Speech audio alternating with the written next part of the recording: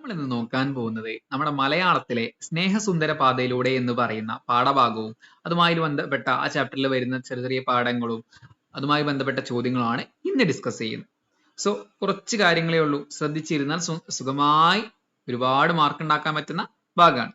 നമ്മൾ ഒന്നാമതായി നോക്കാൻ പോകുന്നത് ഫാത്തിമത്തുരുത്ത് എന്ന് പറയുന്ന പാഠഭാഗത്തിലെ ചോദ്യങ്ങളാണ്. അതുമായി ബന്ധപ്പെട്ട കാര്യങ്ങളാണ് ഇന്ന് ഡിസ്കസ് ചെയ്യുന്നത്. ഒന്നാമത്തെ ചോദ്യം ശ്രദ്ധിച്ചു നോക്കിയേ. അനേകം ലഭിച്ച അവാർഡുകൾ സുഗതകുമാരിക്ക് ലഭിക്കാതെ പോയ അവാർഡ് ഏത്? ഒരുപാട് അവാർഡുകൾ ആർക്ക് ലഭിച്ചിട്ടുണ്ട്? സുഗതകുമാരിക്ക് ലഭിച്ചിട്ടുണ്ട്. എന്നാൽ സുഗതകുമാരിക്ക് ലഭിക്കാതെ പോയ ഒരു അവാർഡ് ഉണ്ട്. അത് ഏതാണെന്നാണ് ഇവിടെ ചോദ്യം. ഇവിടെ ഒരുപാട് ഓപ്ഷൻ തന്നിട്ടുണ്ട്. ജ്ഞാനപീഠ പുരസ്കാരം, എഴുത്തച്ഛൻ പുരസ്കാരം, വയലാർ അവാർഡ്, കേന്ദ്ര സാഹിത്യ അക്കാദമി അവാർഡ് തുടങ്ങി 4 അവാർഡുകൾ കൊടുത്തിട്ടുണ്ട്. ഇതിൽ നമ്മുടെ സുഗതകുമാരി ടീച്ചർക്ക് ലഭിക്കാതെ പോയ അവാർഡാണ് ഏത് മക്കളെ? ജ്ഞാനപീഠ പുരസ്കാരം.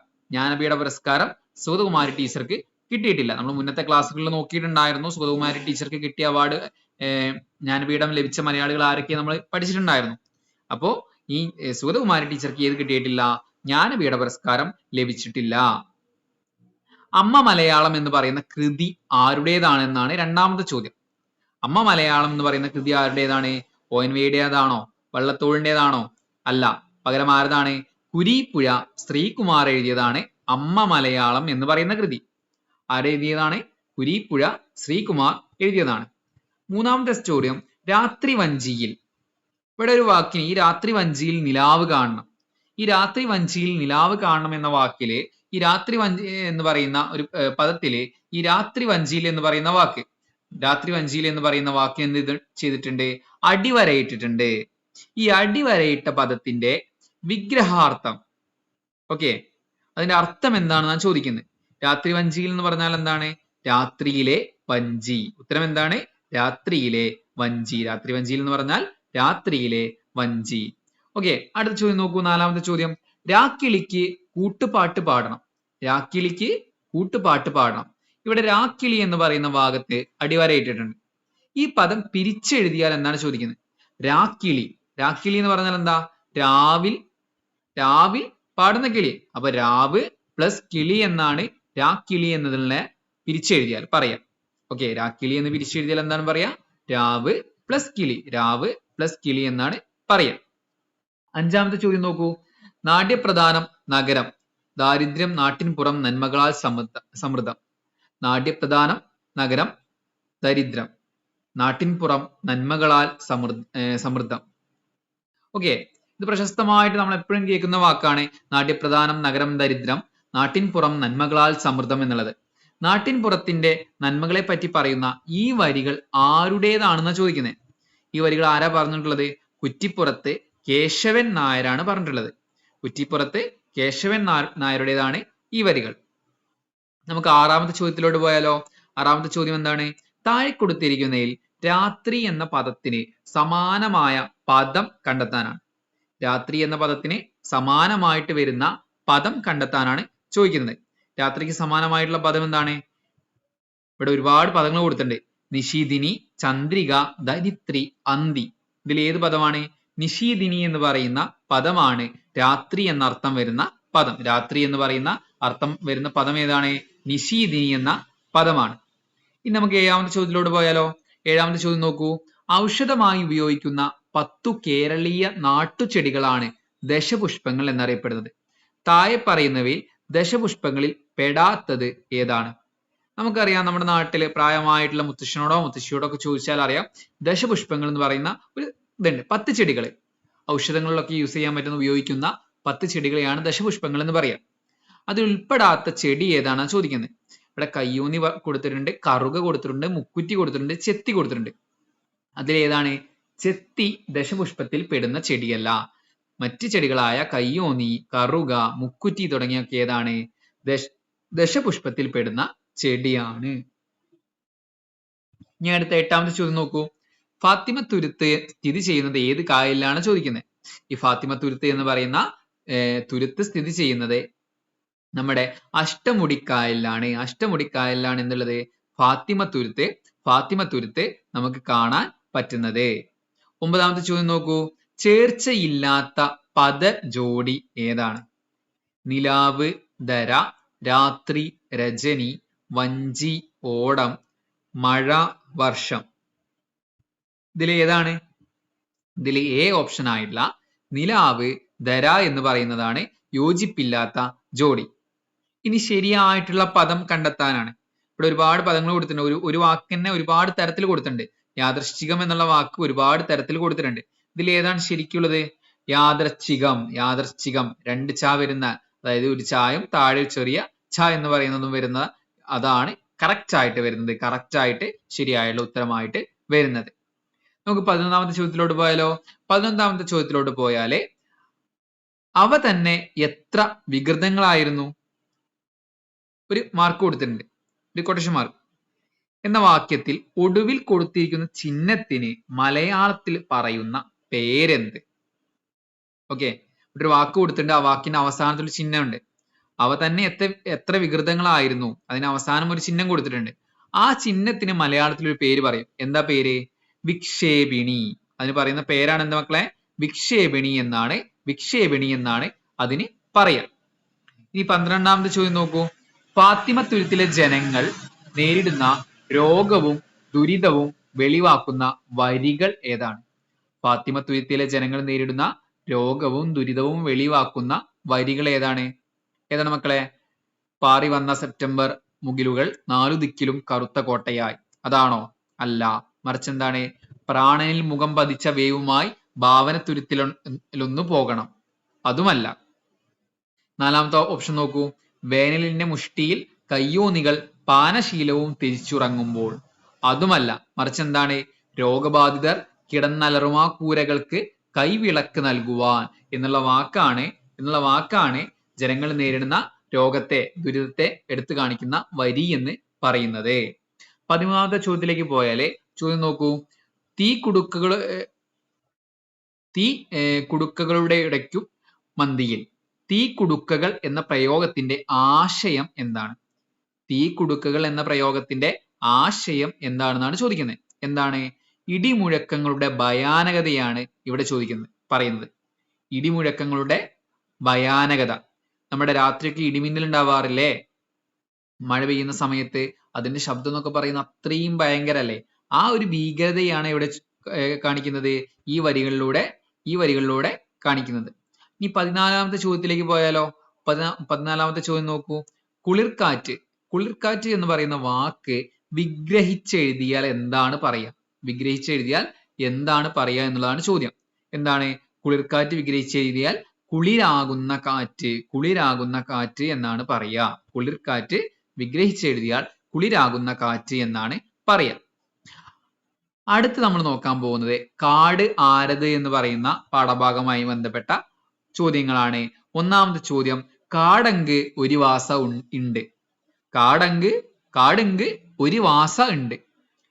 ഒരു വാസ എന്ന് പറയുന്ന അടിവരയിട്ട പദം അർത്ഥമാക്കുന്നത് എന്താണ്? ഒരു വാസ എന്ന് പറഞ്ഞാൽ എന്താ? ഭാഷയെയാണ് സൂചിപ്പിക്കുന്നത് കേട്ടോ. എന്തിനെ സൂചിപ്പിക്കുന്ന മക്കളെ?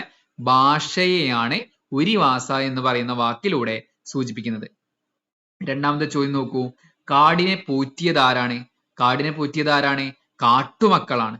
കാടിനെ പോറ്റിയത് കാട്ടുമക്കളാണ്. നാട്ടുമനുഷ്യരല്ല, ദൈവമല്ല, രാജാവല്ല, മറിച്ച് ആരാണ്? കാട്ടുമക്കളാണ് കാടിനെ പോറ്റിയിട്ടുള്ളത്. 3ാമത്തെ ചോദ്യം നോക്കൂ. മലയാളത്തിലെ ആദ്യ ഗോത്രവർഗ നോവലിസ്റ്റ്. ഗോത്രവിഭാഗക്കാരില്ലേ? ഈ ഗോത്രവിഭാഗത്തിൽപ്പെട്ട ആദ്യത്തെ നോവലിസ്റ്റ് ആണ് നാരായൺ എന്ന് പറയുന്ന വ്യക്തി. 4ാമത്തെ ചോദ്യത്തിലോട്ട് പോയാലോ? 4ാമത്തെ ചോദ്യം എന്താണ് നമുക്ക് നോക്കിയാലോ? എന്താണ്? മലയാളത്തിലെ ആദ്യത്തെ ഗോത്രവർഗ നോവൽ ഏതാണ്? മലയാളത്തിലെ ആദ്യത്തെ ഗോത്രവിഭാഗത്തിൽപ്പെട്ട ഒരാൾ എഴുതിയ ആദ്യത്തെ നോവൽ ഏതാണെന്നാണ് ചോദ്യം. ഏതാണ്? കൊച്ചരേത്തി എന്ന് പറയുന്നതാണ് മലയാളത്തിലെ ആദ്യത്തെ ഗോത്രവർഗ നോവൽ. അടുത്ത ചോദ്യമോ? 5ാമത്തെ ചോദ്യം. കാട് എന്നതിന് സമാനമല്ലാത്ത പദം. ഇവിടെ ഒരുപാട് പദങ്ങൾ കൊടുത്തിട്ടുണ്ട്. അതിൽ കാടിന്റെ സമാനമായിട്ടുള്ള പദം അല്ലാത്തത് ഏതാണെന്ന് ചോദിക്കുന്നത്. കാനനമുണ്ട്, ആരണ്യമുണ്ട്, വനമുണ്ട്, മാലയമുണ്ട്. ഇതിൽ മാലയം എന്ന് പറയുന്നത് കാടല്ല, മറിച്ച് കാനനം എന്ന് പറയുന്നതും ആരണ്യം എന്ന് പറയുന്നതും വനം എന്ന് പറയുന്നതും എന്തിനാണ്? കാടിനെ തന്നെയാണ്. അതുകൊണ്ട് ഇവിടത്തെ ഉത്തരമായിട്ട് വരുന്നത് എന്താണ്? മാലേയം. മാലേയമാണ് നമ്മുടെ ഉത്തരം എന്ന് പറയുന്നത്. ഇനി അടുത്ത 6ാമത്തെ ചോദ്യത്തിലോട്ട് പോയാല് മലവേട്ടുവ ഭാഷയിലെ ആദ്യത്തെ കവി. മലവേട്ടുവ ഭാഷയിലെ ആദ്യത്തെ കവി ആരാണെന്ന ചോദ്യം. ആരാണ്? പ്രകാശ് ചെന്തളം ആണ്. വേട്ടുവ ഭാഷയിൽ കവിതകൾ എഴുതുന്ന ആദ്യത്തെ കവിയാണ് ആര്? പ്രകാശ് ചെന്തളം എന്ന് പറയുന്ന വ്യക്തി. 7ാമത്തെ ചോദ്യോ, കാട് കറുത്ത കാട് മനുഷ്യനാദ്യം പിറന്ന വീട് എന്ന് തുടങ്ങുന്ന സിനിമാ ഗാനം രചിച്ചത് ആരാണ്? കാട് കറുത്ത കാട് മനുഷ്യനാദ്യം പിറന്ന വീട് എന്ന് പറയുന്ന ഒരു സിനിമാ ഗാനമുണ്ട്. ആ സിനിമാ ഗാനം ആരാണ് രചിച്ചത് എന്നാണ് ചോദ്യം. ആരാ രചിച്ചത്? വയലാറാണ് രചിച്ചിട്ടുള്ളത്. അടുത്ത ചോദ്യം, 8ാമത്തെ ചോദ്യം നോക്കൂ. 2020 മികച്ച ഗായികയ്ക്കുള്ള ദേശീയ അവാർഡ് കരസ്ഥമാക്കിയത് ആരാണ്? നഞ്ചിയമ്മ. നിങ്ങൾ എല്ലാവരും കണ്ടിട്ടുണ്ടാവും. അയ്യപ്പനും കോശിയും എന്ന് പറയുന്ന നമ്മുടെ വിജു മേനോനും പൃഥ്വിരാജും ഉള്ള ഒരു മലയാള സിനിമയുണ്ട്. ആ മലയാള സിനിമയിലെ ഒരു കഥാപാത്രമായിട്ട് വരുന്ന നഞ്ചിയമ്മ പാടിയ പാട്ടാണ് കളക്കാത്ത ചന്ദനമേല എന്ന് പറയുന്ന ഒരു ഗാനത്തിനാണ് നഞ്ചിയമ്മയ്ക്കാണ് 2020 മികച്ച ഗായികയ്ക്കുള്ള ദേശീയ അവാർഡ് കിട്ടിയിട്ടുള്ളത് കേട്ടോ. അടുത്ത 9ാമത്തെ ചോദ്യത്തിലോട്ട് പോയാല് ഏത് ആദിവാസി വിഭാഗത്തിന്റെ കലാരൂപമാണ് ഗദ്ദിക? ഗദ്ദിക എന്ന് പറയുന്നത് അടിയാൻ വിഭാഗത്തിൽപ്പെട്ട ആദിവാസികളുടെ കലാരൂപമാണ് ട്ടോ. അടിയാൻ വിഭാഗത്തിൽപ്പെട്ട ആദിവാസികളുടെ കലാരൂപമാണ് ഗദ്ദിക എന്ന് പറയുന്നത്. 10ാമത്തെ ചോദ്യം എന്താണ്? വയനാട്ടിലെ കുടിയേറ്റം പശ്ചാത്തലമാക്കി എസ്.കെ. പൊറ്റക്കാട് രചിച്ച നോവലാണ് ഏത്? വിഷകന്യക എന്ന് പറയുന്ന നോവൽ. നല്ലൊരു നോവലാണ്, കിട്ടുന്നവരെല്ലാവരും വായിക്കുക. അടിപൊളി നോവലാണ് ട്ടോ. അപ്പൊ വിഷകന്യക എന്ന് പറയുന്നതാണ് വയനാട്ടിലേക്കുള്ള കുടിയേറ്റം പ്രമേയമാക്കിയിട്ട് എസ്.കെ. പൊറ്റക്കാട് രചിച്ച നോവൽ.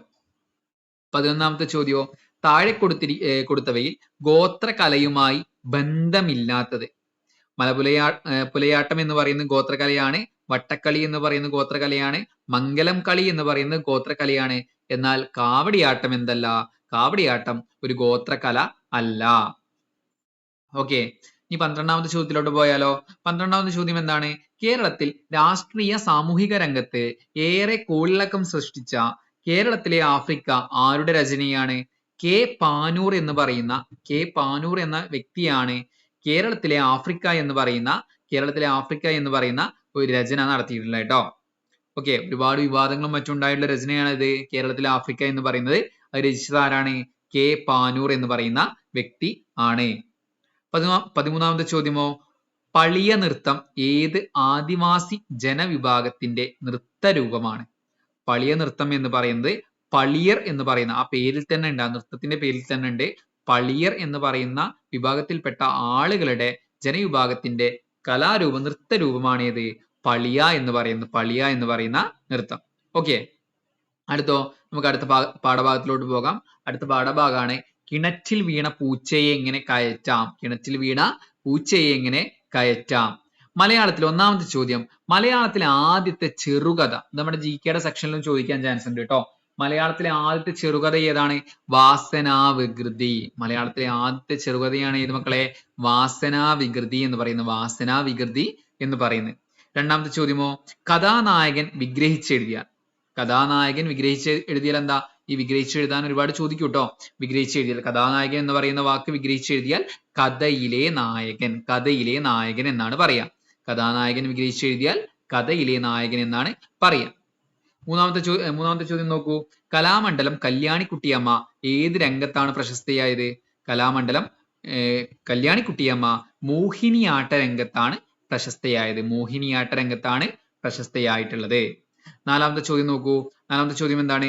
സൃഷ്ടിക്കുന്നവൻ എന്ന അർത്ഥം വരുന്ന പദം. സൃഷ്ടിക്കുന്നവൻ, ഒരു കാര്യത്തെ ഉണ്ടാക്കുന്നവൻ, ഒരു സംഭവത്തെ ഉണ്ടാക്കിയെടുക്കുന്ന ആൾ എന്നുള്ള അർത്ഥം വരുന്ന പദം ഏതാണ്? സ്രഷ്ടാവ് എന്നുള്ളതാണ് സൃഷ്ടിക്കുന്നവൻ എന്ന അർത്ഥം വരുന്ന പദം. 5ാമത്തെ ചോദ്യത്തിലേക്ക് പോയാലോ. 5ാമത്തെ ചോദ്യം നോക്കൂ. പ്രസംഗമല്ല പ്രവൃത്തിയാണ് പ്രധാനം എന്ന് കഥാനായകനെ ഓർമ്മിക്കുന്നത് ആരാണ്? ഈ പാഠഭാഗത്തില് പ്രസംഗമല്ല പ്രവൃത്തിയാണ് പ്രധാനം എന്ന് കഥാനായകനെ ഓർമ്മിപ്പിക്കുന്ന ഒരാളുണ്ട്. ആരാണ്? ആ കഥാനായകന്റെ ഉമ്മയാണ്. ഓക്കെ. ആറാമത്തെ ചോദ്യമോ, താഴെ കൊടുത്തിരിക്കുന്നതിൽ യുനെസ്കോയുടെ അംഗീകാരം നേടിയ കേരളീയ കലാരൂപമാണ് കൂടിയാട്ടം എന്ന് പറയുന്നത്. കൂടിയാട്ടം എന്ന് പറയുന്നത്. ഓക്കെ. ഏഴാമത്തെ ചോദ്യമോ, താഴെ കൊടുത്തിരിക്കുന്നവയിൽ ശൈലി അല്ലാത്തത് ഏതാണ്? കൈപ്പിടി എന്ന് പറയുന്നത് ഒരു ശൈലിയല്ല. ഒരു കൈ നോക്കുക എന്ന് പറയുന്ന ഒരു ശൈലിയാണ്. പിടിവള്ളി എന്ന് പറയുന്ന ശൈലിയാണ്. പഠിച്ച പണി 18 നോക്കി എന്ന് പറയുന്ന ഒരു ശൈലിയാണ്. എന്നാൽ കൈപ്പിടി എന്ന് പറയുന്നത് എന്തല്ല? ഒരു ശൈലി അല്ല. കൈപ്പിടി എന്ന് പറയുന്നത് ഒരു ശൈലി അല്ല. എട്ടാമത്തെ ചോദ്യത്തിലോട്ട് പോയാലോ, യേശുദാസൻ ഏത് രംഗത്താണ് പ്രശസ്തനായത്?